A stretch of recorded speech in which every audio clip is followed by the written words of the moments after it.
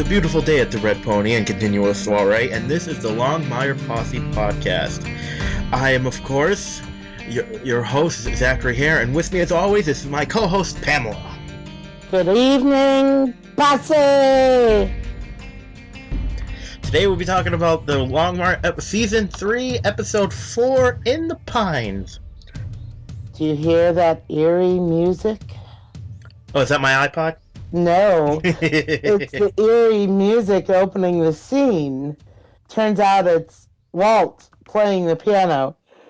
Did you notice? I did notice. I wonder if Robert can really play the piano. I don't know, but Walt supposedly can, but he hasn't since his wife died. And did you notice he's looking at the case files as sheet music? Of course. That's interesting. I love that because when I posted pictures during filming of that scene, people are all excited. Oh, Walt's playing the piano again. And I commented back, look what's on the music holder. It is not sheet music. And also during the scene, Branch is doing something. Oh, what a cray guy, man. He's going nuts. Yeah, and at the moment, we don't know what the hell he's doing. We find out later, but right now, I thought he was going crazy and conducting some kind of Indian ritual he heard about. That's what I thought, too. My initial reaction was he must be conducting a ceremony to try and purify himself from the peyote. Which I thought was kind of weird because he doesn't seem the type. No, definitely not. The mysticist. That's not my impression of him at all.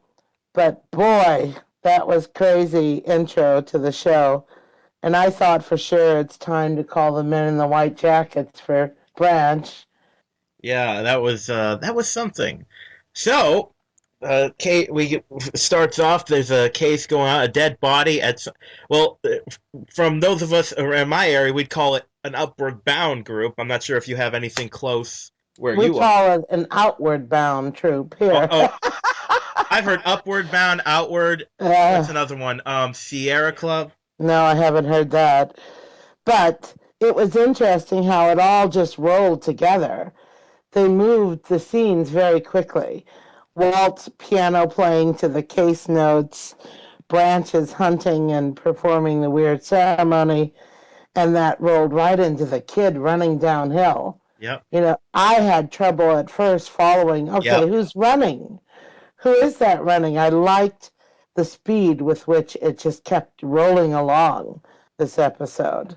Yes, I know what you mean. Like, I almost had to go back a few times just to get the right flow of events going on. I did actually repeat. I went backwards on the DVR and just to try and follow the flow.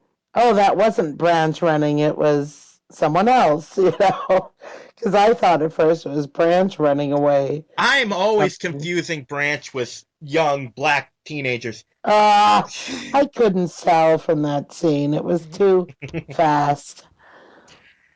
But boy, what a clever kid to do the sticking the pen for a tracheotomy. That was awfully smart. Well, because he was already dead, we don't know if he was doing it the right way.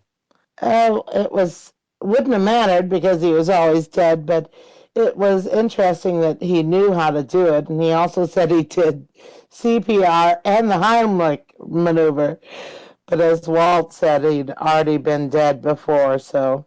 Did you notice who the camp leader's wife was? Should I have? Yes, I was really thrilled to see her.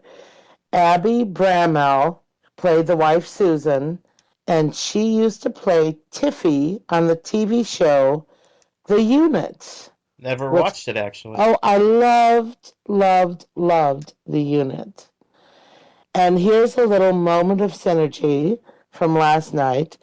Last night's show was directed brilliantly, I thought, by Gwyneth Horder Payton. And guess what? She used to direct The Unit as well. So she's been very, very busy director. She's done a few episodes now of Longmire. She's done a few of Once Upon a Time, a few of Justified. She did several of Sons of Anarchy, The Bridge, Hawaii Five-O. She has been really busy. So I think it was a great quality director to score for Longmire. Definitely. So anyway, Abby, I thought she was great as Susan. I wish they had shown more of her. It was rather small part for her. It almost seemed like the supporting characters took a back seat to the other storyline. They did, which is kind of interesting because so often is the case. We have great guest actors on Longmire. It's wonderful cast that they end up getting for guest roles. Now, I also had seen Matthew Tompkins many times over, and he played the husband, Charlie. Did you recognize him at all? Should I have? Oh, he's just done so much small bit stuff over the years. He's been very busy in smaller roles, smaller supporting roles. I just recognized him as a face I'd seen often before. He not that he'd had a starring role in anything, but boy, I loved the script, and of course, I knew before checking that it was by John Coveney and Hunt Baldwin, pair of the executive producers of the show. I love their scripts. I always enjoy their work, and they have a definite feel to them that's unique. Yes. So they're trying to figure out they're trying to find all the kids, and Ferg is very excited because apparently he was in the same club when he was younger. I love that scene. But then his happiness turns a little sad when he walks in on the and he's thinking to himself, that never happened when I was on the. I love that line. That was cute. I was shocked by the scene. That's probably the raciest Longmire's ever gotten. Is that little scene in the tent? I don't know. Katie Sackhoff dancing on a stripper pole is pretty good. Well, that's true, but that was clothed. Well, I suppose simulated versus okay. And Katie and Uh, Branch got pretty steamy every once in a while. yes, they did. They did. But this was pretty graphic verbally. Your nephew. It was audibly pretty graphic. I was embarrassed for my nephew. No. I'll bet. I'm kidding. Not at all. I just thought it was a cute line by the Ferg. Mm, indeed. Thinking of this scene with the Ferg, I'm curious because he's obviously a little bit of the comic and he's a little bit of the silly, lovable, let's just say it, big guy. And I hope they give him a girl because I'm so sick in shows like this when a character like that like never has a woman. Just Yeah. give him a girlfriend. You don't have to have her in the show. Just have him meet her one episode and never show her again. I'm fine with that. Yes. Yes. I agree. And in his real life, he's always had the most beautiful girlfriends. So don't give me this, the big guy can't get the good looking girls, you know? Well, it's what they do in shows. I know. The stereotyping. And you're like I'm a big guy and he's a big guy. Here's the thing is that and we might both be very beautiful men, but it doesn't matter how good looking you are as a big guy. You stand next to Branch, you just feel like nothing. It's just like, yeah, the ladies aren't gonna go for him instead of me. Oh, no, you wouldn't believe the comments on the posse page about how many just love the Ferg. Oh yeah, in real life, yes. I'm talking Yeah, about he's the teddy bear, man. He's their teddy bear. That's how a he's lot. a Fergie bear. Yes. Oh God, I'm gonna tell him that nickname when we interview him. Now back to this Yes. episode. Um, Once they kind of discover the body and yada yada, and some of the kids come filtering in, and they end up going back to the jail, and then Walt's private door knocks, and who enters? Dun dun dun. Sean, Vic's husband. I thought that his attitude, I suppose, a jealous husband, you get these pictures that don't look very good from a stranger of your wife and her boss in a hotel, but he was essentially threatening to serve Walt with a restraining order. Did you pick up on that? Oh Because yeah, in the end, he says, "I guess the restraining order is just for Gorski." Then, oh yeah, as if. I thought they handled it a little differently emotional. Like you, although you'd think if a husband really cared, you think he'd be a little more mad. That's how you tell. Like a lot of women care more about the reaction than the action. You know? Oh, probably. That's definitely true. I would want my husband to be mad if he thought something like that had happened. It would be disturbing if he wasn't, you Mm. know? I agree with that. But as he later said, and we're kind of jumping ahead a little bit, but it's obvious things are not all lovey dovey in the marriage of Sean and Vic. So, Well, when you get with a guy like Gorski, you can't be too happy in your marriage. oh, good Lord. God, oh God, can we talk about that scene? It's No, like, I hated that scene. I really did. I know it was bad. So rare for me to truly dislike a scene in Longmire. I mean, it just almost never happens. But that was one that I really found troubling. The whole gun in mouth. I don't find That was pretty bad. funny. I don't, it just really bothered me. We also learned that Katie Sackhoff's one of those women. She might not be a true blonde, but she looks better as one. She's actually a redhead, from my understanding. Really? Naturally, naturally a redhead. Well, that's interesting. Yes. But you're right. She looks much better blonde than brunette. So now that we've briefly, so yeah, so we learned that the 32 is based apparently a little rendezvous her and Gorski used to have. Yeah, which is just another unseemly aspect. But it was interesting to point out during that whole scene when Vic is confessing this to Walt, I found it interesting that they kept focusing on the wedding ring on her hand. Did you notice that? I guess I didn't. Kept flipping around and showing off, and it seemed to be a focus intentionally by the cameraman. And then she soon said to Walt that she put a stop to it when she got married. So, again, because of the way they have a propensity to plant little seeds, that started me wondering if this was a foreshadowing. Did this affair really go beyond her marriage, her time of marrying Sean? It just made me suspicious for a moment.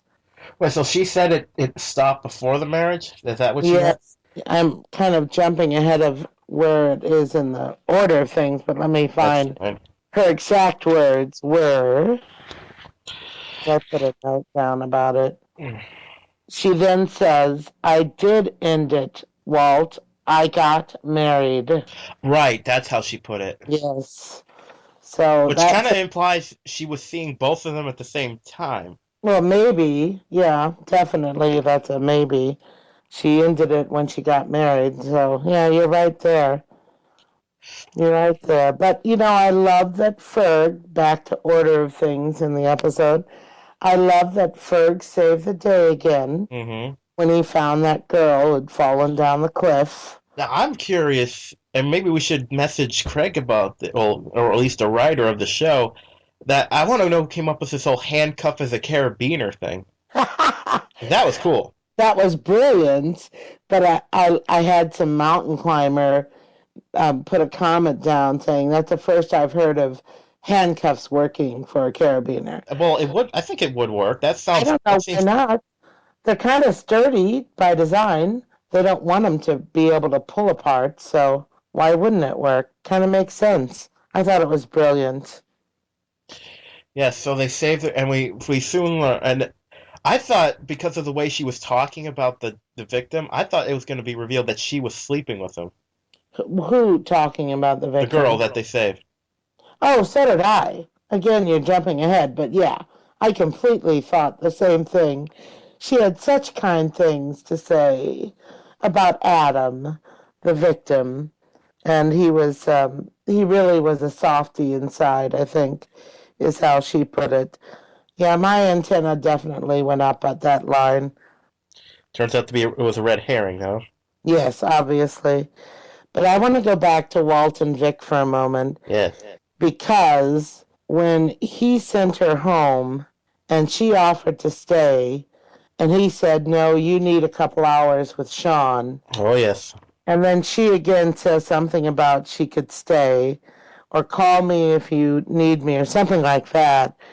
And I thought it was kind of devastating when he says, I won't need you. Ever.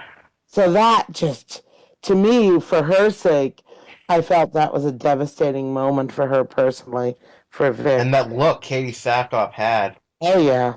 Yeah. She definitely seemed to convey that. And so did he, for all of his dancing around.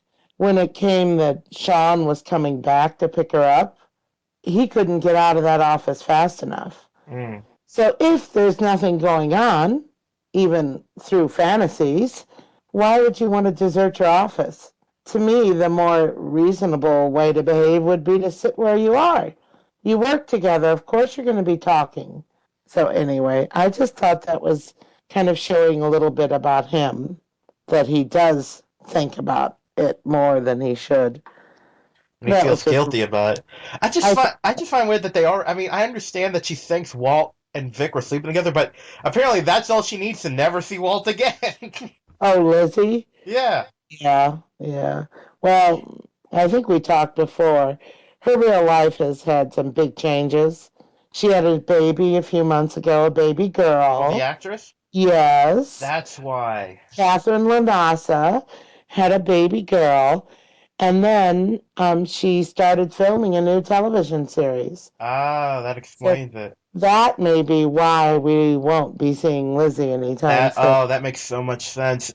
Yeah. It's a lot like how the former show that used to lead in the Glades, lead in Longmire, the Glades. Everyone's like, why was the show ended? And suddenly he's got a new show on USA. There's a coincidence. Well, lucky for him, he did. Uh-huh. Because I don't know that he had it before when the show ended. But anyway, Okay, so the method behind Branch's cray cray. yes, and I know, and I didn't I say this? I called this. I'm like, could someone have put like because if it's a fake death, that means the blood's doing that. So I'm like, yeah. Yeah, definitely. You did call it. They did. It was totally possible, as Branch proved, to cut up your hair and drop some blood. And boy, was that a great scene in terms of the makeup, because that cut looked awfully real. Didn't you think so? Yes, but now was he? Now you can help me clarify this. Were they saying that the very first DNA sample was Branch's? Oh, no. No, they were saying that the first DNA sample could have been achieved the same way Branch proved his was achieved. He did it by setting his hair and his Oh, when he blood. said the first and the second, he meant the ones he submit. Oh, okay. Right. When he said that, that confused me for a Yeah, minute. I thought it was a little confusing for a moment, but I realized what it was he was conveying. He was trying to prove it could be done that way. Now we need to. Oh, we should have. We need to. No, maybe we should ask uh, Bailey. He might know when we, if and when we talk to him, if we ever get the chance, because he's such a big star. But I wonder if we should ask if he heard from the writers if that's realistic, because I want to know. I want to know if if you could really if this is real, if it's just something completely fabricated for the show. Oh, I don't know. I've heard from some experts that it's not feasible, but this is the magic of television. I don't care Yeah. too much about those kind of details if I'm entertained. If you keep me entertained, I will overlook some of these little idiosyncrasies that are called dramatic license. That's the same reason you look past my idiosyncrasies because I'm so entertaining. There you go. That's it. Mm. I've been wondering what the reason was. Kind of reminds me of a scene with Walt and the Ferg in the first season. The reasons why he keeps or gave Ferg the job. That's what I'm Hey, referring I to. know how high regard you hold your nephew, so I'm not minding you comparing me to him. All right, so back to the branch cutting his arm scene. This brings up our new feature. We're going to read questions from select posse members Sounds good to me. and then give the answer from someone who's in the know. So today's question comes from Posse member Chester V. Dixon Jr., and this is his question. I'm reading it verbatim. I have a question. In last night's episode, Branch took a knife and cut his arm until it bled profusely. How do the makeup artists and special effects people make that look so real? I mean, his arm bled. And the answer to Chester's question is provided from Claudia Breckenridge. I wrote her and she gladly answered the question. She is on the makeup hairstylist team with Longmire. Her answer is they use makeup effects gels with a good eye for color and lots of talent. We have such an unbelievable cast and crew. So I want to thank Chester for submitting the question and Claudia Breckenridge for providing the answer because I agree with Chester. That was very realistic looking. Well, as being an actor as I am, I know some things about special effects on that, and I don't know if this is exactly what they used, but there is a gel or material out there that they can put on a prop knife and then put on a bipart, and if you run the prop knife and the It substance, busted. well, yeah, makes it look like blood is appearing when it's just turning it red. Right. It Right. was actually used in Pirates of the Caribbean, the Well, good that one, makes sense. They needed it then, boy. and the good one, I mean, Yeah. The first one. of course. So back to the show. Do we have more questions, or was that it? Nope, that's it for All tonight. right. Thank you, posse members, and remember, keep posting on the message the posse, and we'll bring up your questions or what discussions, or even just comment in the posse. And me Yeah, and that's what I've asked them to do is to submit their comments under the podcast link that I post. me And and I we'd love to ask answer questions. I ask people to tweet it as well. So I just thought we'd start with this one tonight. There's many others, but I just wanted to start with this because I thought it was such a great scene. It was so realistic. And I've always marveled at the makeup job that the crew does on Longmire. Branch looking like death warmed over. Boy, they really did that up well. They did a great sickly Branch. Oh, and we should talk about Henry too. Oh, yeah, that was some bad looking bruising. But he looked good this episode last night. His bruises were healing finally. Yes, I like how he doesn't understand that every time he goes out of the range, they're like, "Hey, is he running?" Oh, Henry, oh, Henry, oh, Henry. That's what I kept saying as that scene progressed. And, yes, they had to go and rescue him, so to speak, before he was in even bigger trouble. So Branch, I love how Branch volunteers so quickly to go get him. But he had another reason for doing that. As Branch often has demonstrated this season, he does things for his own reasons. Mm. He does things for his own benefit, like when he posted bail. He even said to Katie that he's not doing it for Henry. And so he couldn't wait last night to go and get Henry and rein him in and then tell him that he owes him so he could get the information about who the peyote dealer is.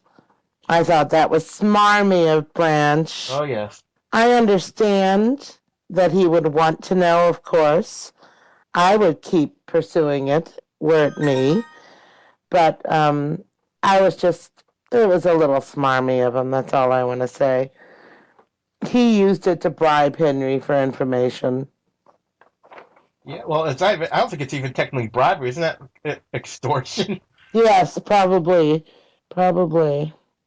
Now, back to the episode. I thought the scene with when Trey's mother came in, Oh, Trey that was actress. Wolverine. That actress was brilliant. I just loved her. Well, as we learned before, that they are when they're talking about, who probably did this, and by the way, this is an insult to Wolverine because this kid was a punk. Oh, he's a punk, but he's a great actor. Wasn't he believable? Oh, it's a jerk. Hell yeah. He was totally believable. But Mrs. McGill, his mother, was played by the actress Darlene Hunt, and you would be amazed at her history. She's been on everything. She was in Parks and Recreations for several episodes. She was in the special television series The Big C. She was in Suburgatory. Many, many more. She's been quite prolific, and she's a writer as well. She actually wrote some of the episodes for the Big C. So I just thought she played this Mrs. McGill brilliantly because you could see a mother like that would probably have a son who's not very good interacting with fellow teens, you know? So then in comes her son Trey or Wolverine, and guess what? That actor who is Dustin Ingram, he is 24 years old in real life. He played an 18-year-old last night, but he's not done a lot of stuff. He's in True Blood right now, which is great for him. But I thought he played a very convincing sociopath. As I tweeted him earlier today, you do sociopath really well. He was quite skilled at it. Yes.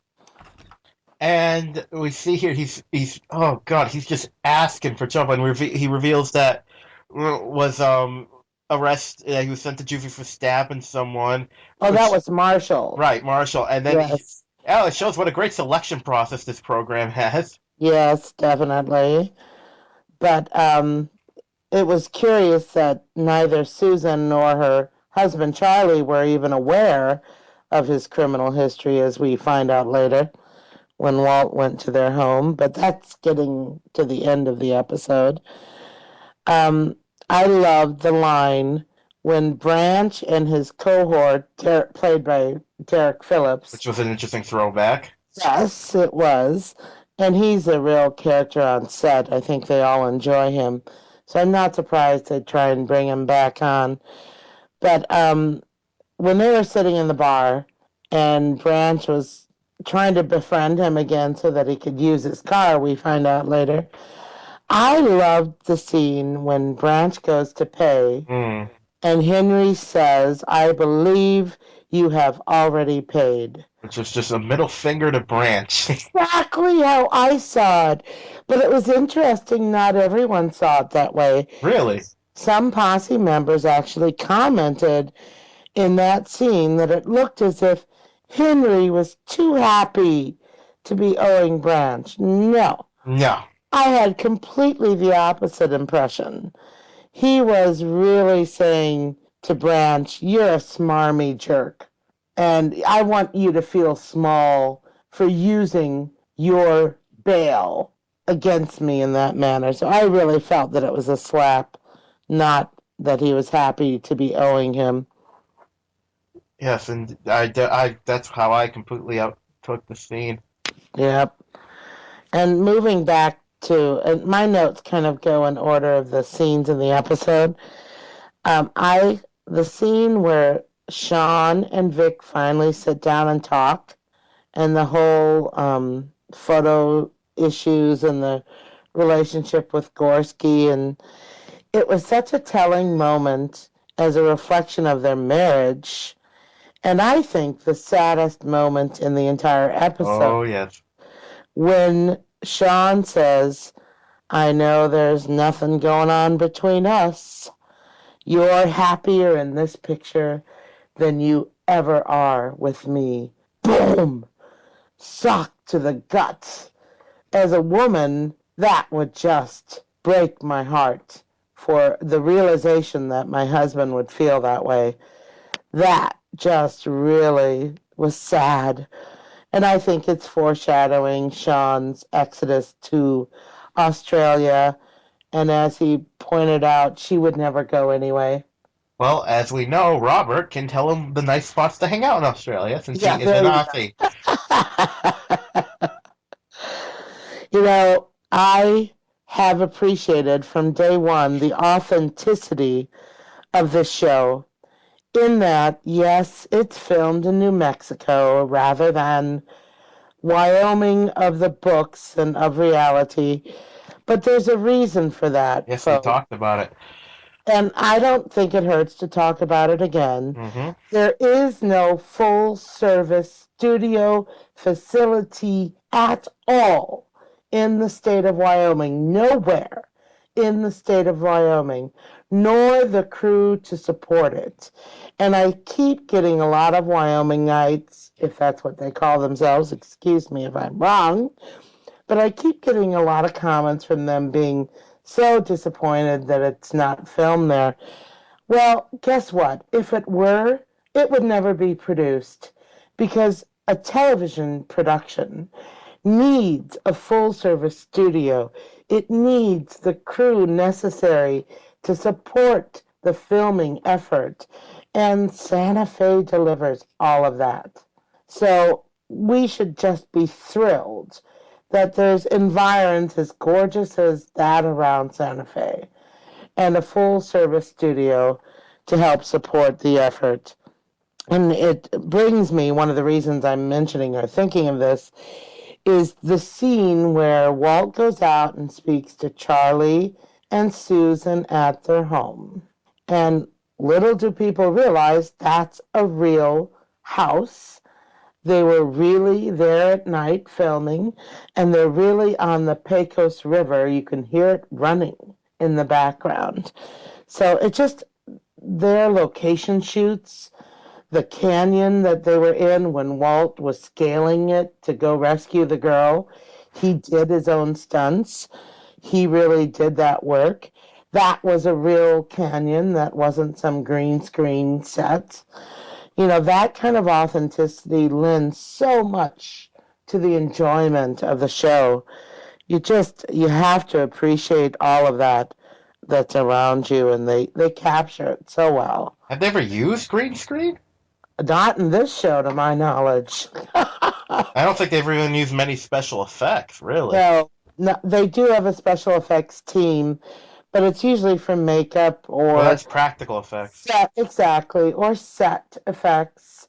Like when they have certain, I'm thinking back to the taxidermy office, those kind of special effects the prop masters have to do. But no, I'm not aware that they've ever once used a green screen. I don't think they have it in them on this show. Okay, the case is evolving, and of course we learned more about the little apparently the little psychopath pretty much chased her off a cliff, Oh gosh, and I love and how he gets no punishment for that.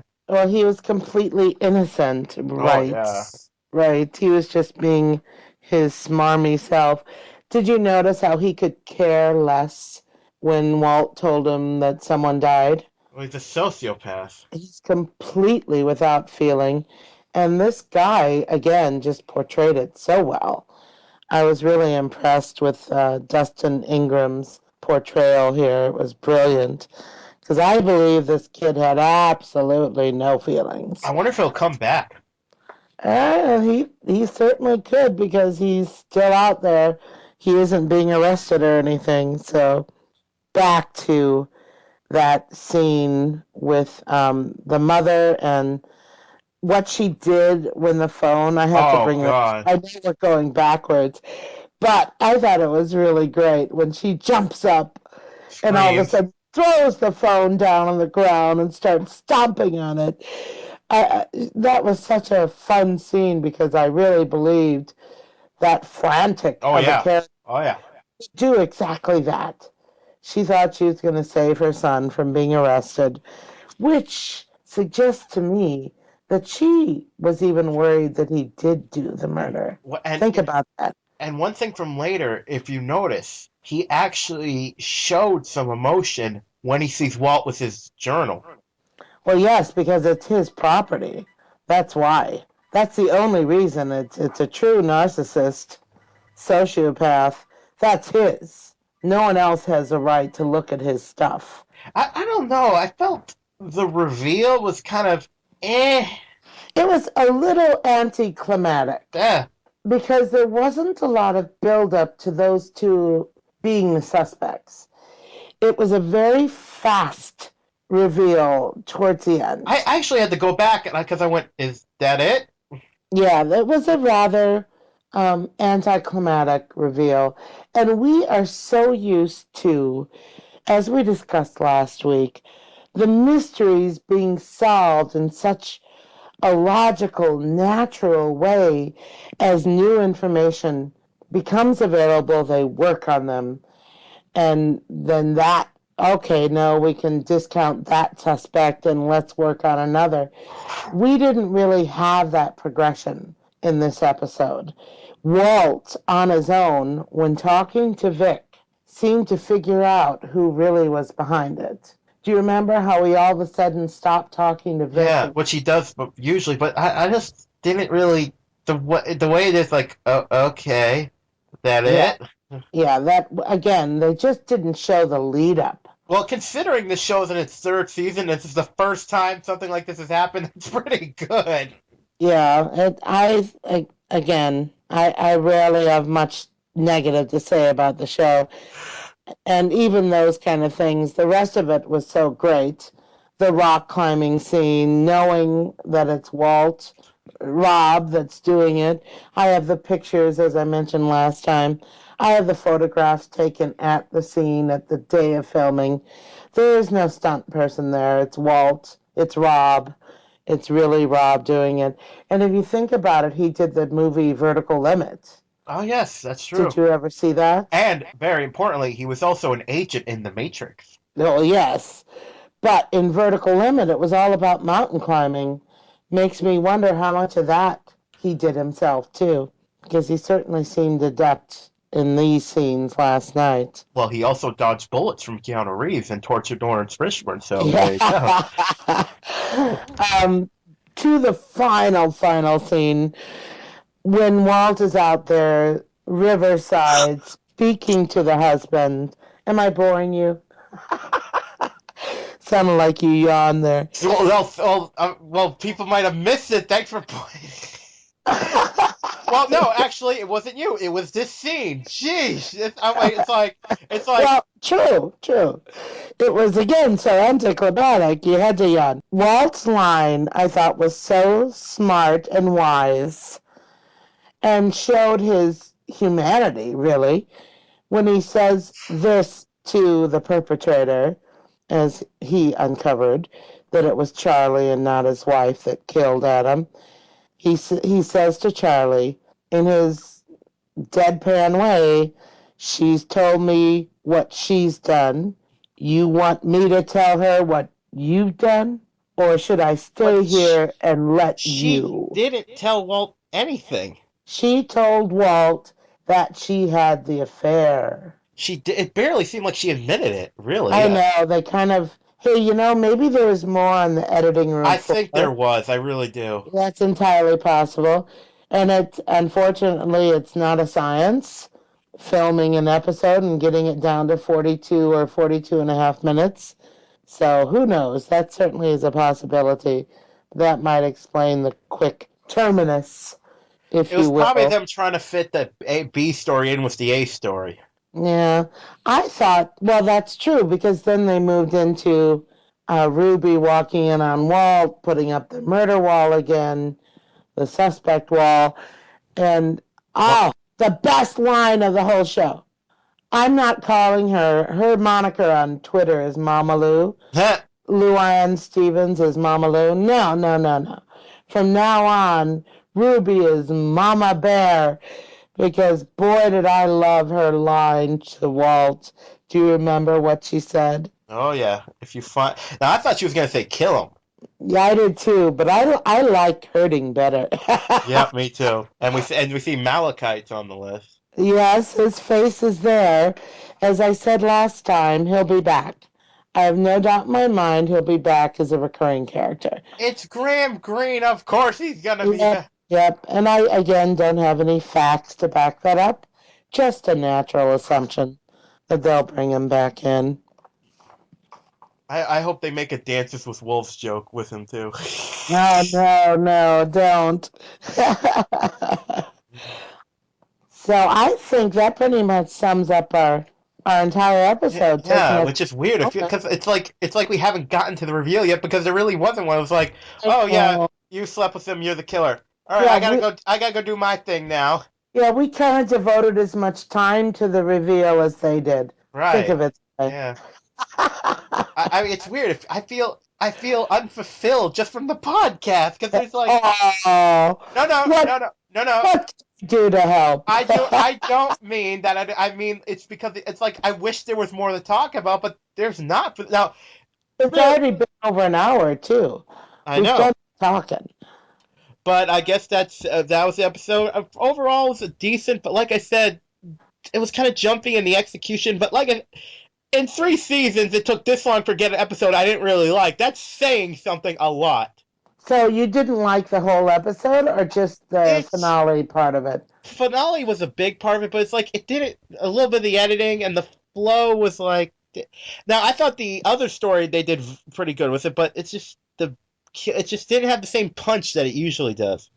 I think, and I love the direction that Gwyneth gave to the show, but I think when you switch directors with the frequency that Longmire does, that it does reflect every time the different attitudes that each director is going to bring. So the flow is going to change.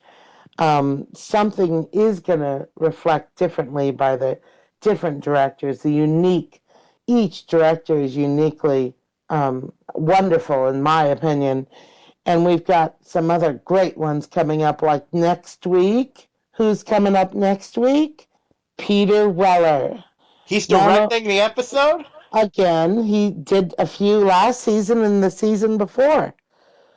He's a RoboCop. he's a great director, and the character Lucian is adored. Oh, you gotta love A that. lot of people love And Lucian, and Peter Weller's a method actor, so I can't wait to see if he gets in the character. He just off camera, he just shoots people. no, he's great as Lucian. Don't you remember the episode last year, the Cowboy Oh yeah. Bullets? Oh, that was I love that episode oh, because that, Peter Weller boy, and you loved him so much you deafened me. Jeez. oh, I'm so sorry, I was too close to the He was, mic. although in that episode, he was a bit of a jerk. He was a big jerk. He's like, But oh, by the way, I slept with a suspect. Well, we learned later because she was a femme fatale, but still. But if you read the books, Lucian Connolly is a jerk.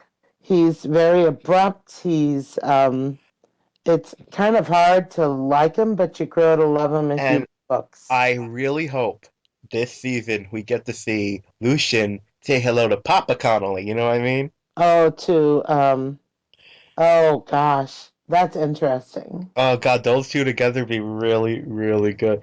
Actually, we haven't seen because his nephew gets shot. I wonder if he has Oh, wouldn't it be his grandson? that was Isn't his. he? I thought he's his Uh, uncle. oh, it's his uncle. You're Yeah, right. yeah, You're that's right. his uncle because he's always saying my damn brother. And Yeah, so let's have the two brothers together for a change. oh, that's what I mean. I don't think they've ever been in the same room. No, they've never. Nope. I don't recall a scene when those two were together. That Nope. would be interesting. Well, let's hope we see that The this season. dynamics would be great, I bet. Definitely. So I think we've talked about all we're going to talk about for this episode. I think so too. Right. So don't forget, people, check us in next week. The Oh, episode one. that's Oh, she one, realized what? one more important thing before Okay. we are officially on iTunes now, people. Yes. Yay! Trying not to deafen you, but that's very What? exciting. So that's it then. So I think Pamela, that's all we got to talk about tonight. I think so. All right, posse, let's ride. If you would like to donate to help pay for this and other Southgate Media Group podcasts, simply go to our website, southgatemediagroup.com, and click on the donate button. It can be as little as $1 or, well, as much as you want. Help keep this fun going by supporting this and our other shows. Thanks again for listening, everyone. You're the best fans in the world.